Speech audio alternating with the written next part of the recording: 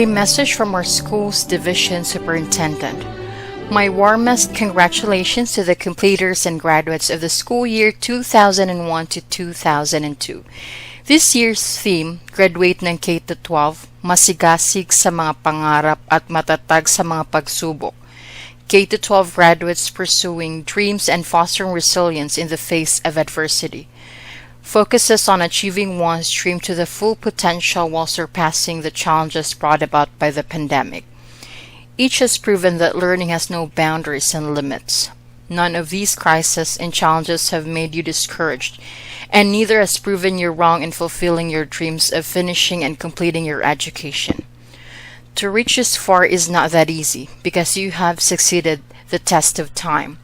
The world was in the darkness, but the joys of accomplishing the different learning activities of the modules as well as attending the online classes and the blending strategies you have developed to your new environment have made education possible, and likewise enable education flourish in the most remote areas of this division.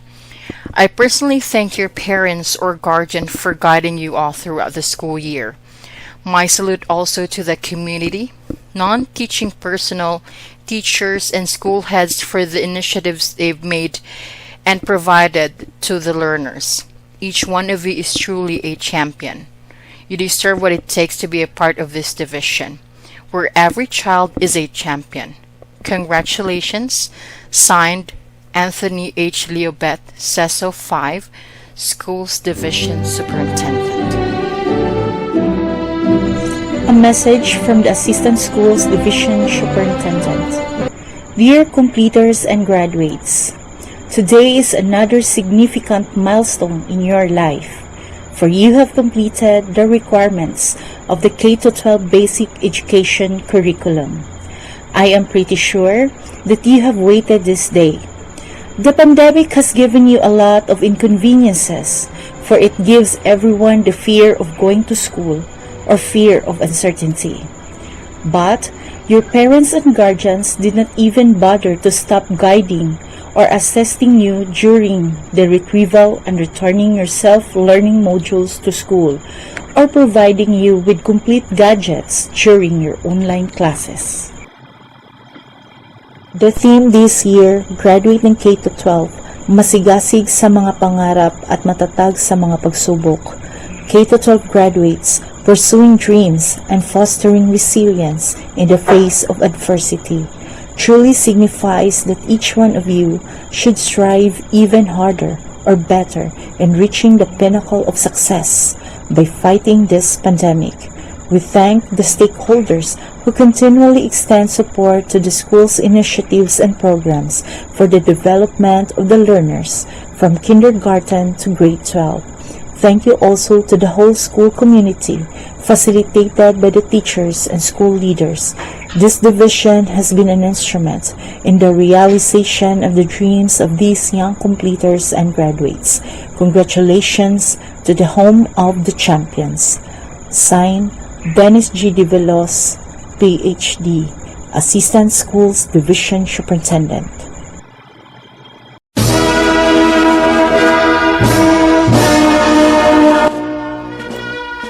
To our dearest principal, graduates, teachers, parents, online viewers, a very pleasant morning. I am privileged to introduce to you our guest of honor. Our honored guest completed her elementary education at our school, being the salutatorian of class 2006-2007. She finished her high school education at Sipaway National High School, being the valedictorian of class 2010-2011, and took her tertiary at Central Negros College with a degree of Bachelor of Elementary Education, major in General Education. She is a very keen woman because, in spite of hardships and a very limited financial family resources, she managed to pursue and finish her studies. She is a very determined and has proven her worth as she is now working as a teacher for 3 years at BDO Elementary School.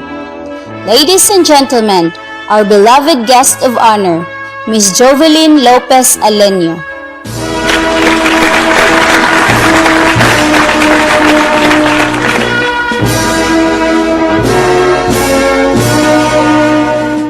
Schools Division Superintendent Anthony H. Liubet, Assistant Schools Division Superintendent Dennis Tivelos, Public Schools District Supervisors, School Administrators, to our very own Principal, Ma'am Marites Montano Martinez, parents, and to the graduating class of Batch 2022, have a good day. I have been called to give an inspirational message on this virtual graduation ceremony with the theme, Graduate ng K-12, Masigasig sa mga pangarap at matatag sa mga pagsubok, or K-12 graduates, pursuing dreams and fostering resilience in the face of adversity.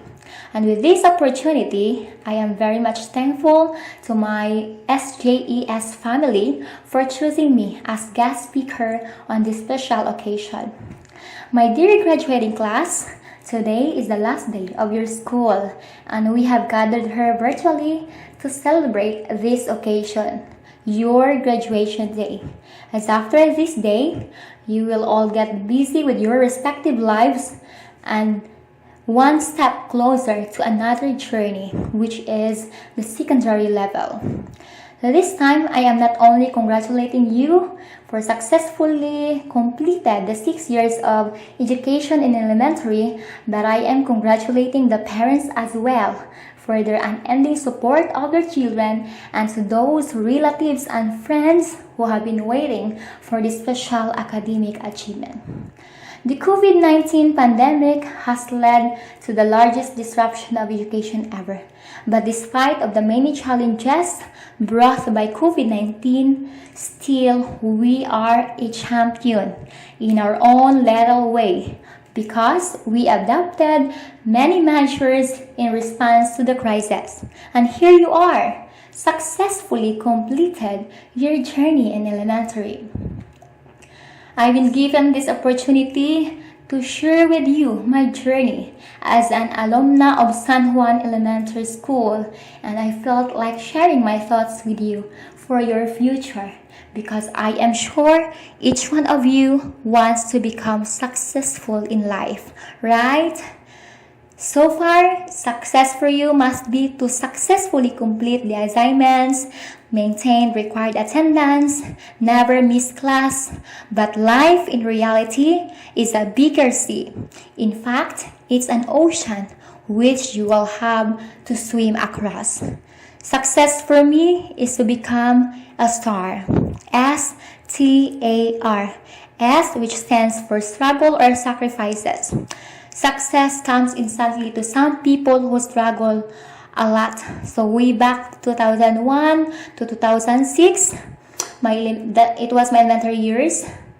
Usa ka experience na dili na ko malimtan nga may eskwela ako bisan way balon kwarta ug usahay walay pamahaw. Modiretso na paniud to tungod kay pigado kay mi igo ora palit og isa ka kilong bugas or 2 ka kilong bugas ang kita sa mamahan sa panagat. So masuya na lang ko sa uban sa ilang daghang balon, pero maayo kayo ang Ginoo kay gihimo niyang instrumento ang akong mga matutulo. So kini sila si Ma'am Ami Pasustento, Ma'am Janery Rapal, my former teacher in grade 1, Ma'am Michelin. So bisan tuan na ni siya sa other school ng teach. Never gid ako malimtan ang ilang mga maayong buhat nga natabang sa kuha para maluwas ang akong kagutom. So, ang akong papa, usa ka mananagat, mauraing taon ang nangita sa among pamilya. Akong mama, mao ang nanginda. So sa una, magkuy-kuyo gid in taong sa una kay nakita na ko ang sakripisyo sa akong inahan nga dili lalim magdala ng palanggana nga bugat unya ilibod ang mga isda. So Success occurs when hard work meets opportunity.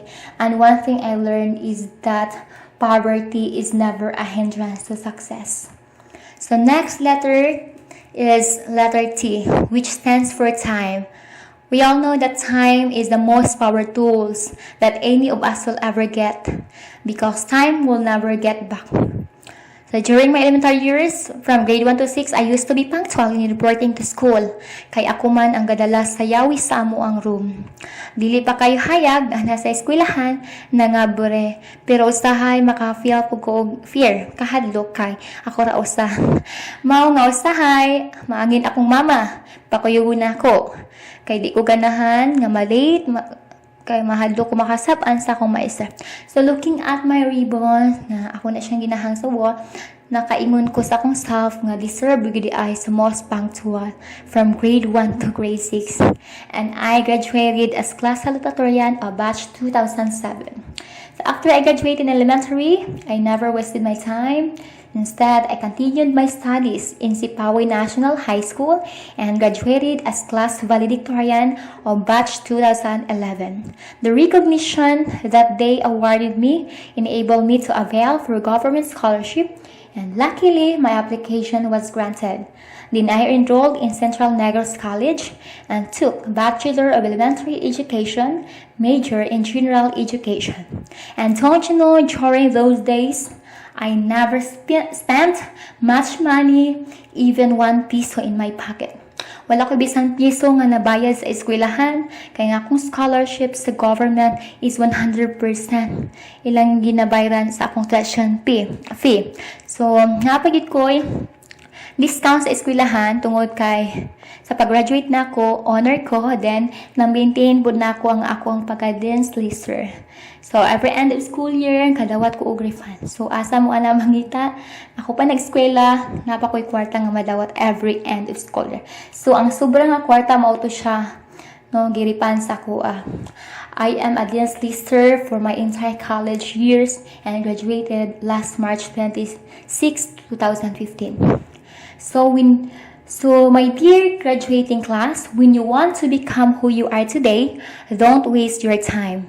Utilize it correctly because it contains the ingredients to success, to happiness, to growth, prosperity, and all the things we want. But at the very same time, if neglected, it leaves us with very little. Because the truth is, every morning when you wake up, you are living minutes you will never get back. It is your responsibility to embrace this gift. So next letter is A, which stands for acceptance. So acceptance is the key to resiliency and success. After I graduated in college, I went to Cebu and took the board exam for teachers. So pagkahuman ato, I stayed at my aunt's house para mangita ang obra sa Cebu. So while waiting for the result, I tried to apply, and there I met some friends na nangita po the work. Tumauto, nag-ilahan na yami, nag-kuyog mi, pas curriculum vitae sa mga company. So then after 6 months na ko pag-stay dito, gila ay ko pinangitag obra. So nakaingon ko sa akong kagalingon nga mauli na lang kog Negros kay di ko kasahok sa new environment sa Sugbo. So mauto niuli ko og i-accept nako nga siguro may laing plano si Lord nako. Nagimiingon sa akong hunahuna nga para ragit ka sa maestra. So pag uli nako sa Negros, naging tambay, pero nag-serve sa simbahan as a lecturer and a catechist. So, nagtulo sa mga bata of Flores de Mayo. O after ato, dito na ako nakita ang rason nga no good deserve kong uli. Kay tungod, pagka December ato, niabot ang result o wala ko nag-expect nga makapasar. God really made a miracle. Makahilak ko sa kalipay atong higayuna. Dili ko kasabot sa akong gibatsyag because God answered my prayers. Unsa akong giampo before ni take sa exam is tani dili masayang ang kwarta sa akong nga hinaguan sa akong maguwang.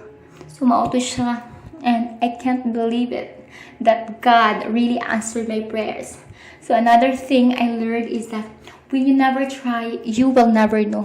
When you failed, accept it. Because failures will teach us the greatest lessons in life.